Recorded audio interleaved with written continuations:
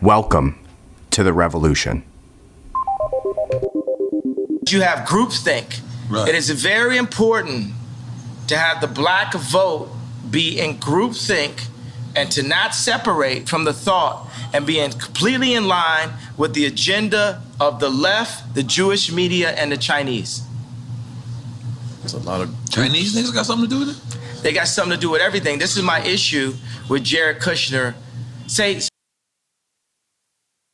Okay, now he made a couple of really deep points there as well. He talks about the black vote. Do you remember what Joe Biden said? If you don't vote for Joe Biden, if you don't, wow, why is that hard to say? If you don't vote for Joe Biden, then you ain't black.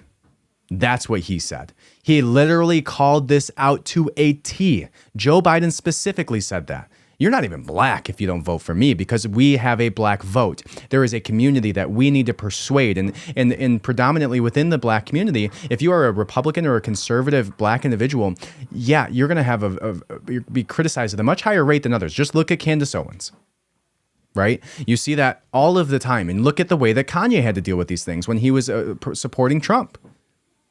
There's absolutely that deeper point that he just made that's very, very deep, that the black community could definitely profit, socially from understanding that they shouldn't be manipulated in this way. They shouldn't be manipulated in a way that makes them feel like they have to vote for a specific party or else you ain't black, according to Joe Biden.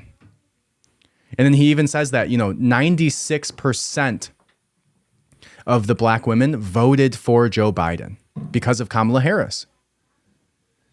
96%. Can you find that in any other community that they're split in that way, specifically just because somebody of their, skin color ran? I don't think so. It's crazy how much that groupthink has been pushed and weaponized by the liberal agenda. That you have to think this way. And Joe Biden called it out to them specifically in a very racist way.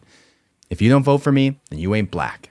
Because you have to vote for me because we have structured it in a way socially that doing so is social suicide. And that's why they started to call Kanye crazy, is because he started moving people over to the Republican Party and conservatives over to the Republican Party. And I think that's an amazing point about what's about to happen right before the midterms is Kanye is building a movement around the idea that this does not have to be the way. You do not have to vote liberal. You don't have to vote left. You don't have to vote for Joe Biden. And even if you don't, you're still black. You still have the same skin color. You still belong to the same communities.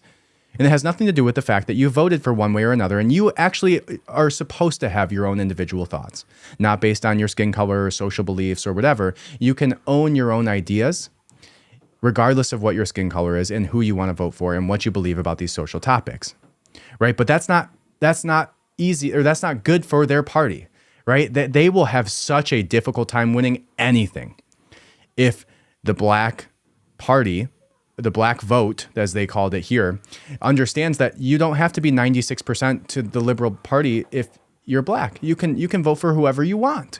It's okay. You don't have to make those decisions based off of your skin color or just because, and I get it. There's never been a black woman as vice president. That's awesome. There was Barack Obama, 2 presidencies ago.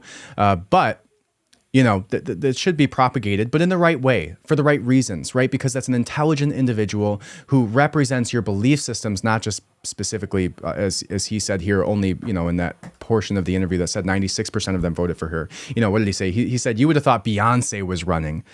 You would have thought Beyonce was running based off the statistics. It's pretty crazy. So he makes a very good point there. Now, the next one that I want to look at here is the next portion of that. Let's go ahead and re-listen to it because it's such a quick little clip. And we'll talk about the secondary point that he made. If the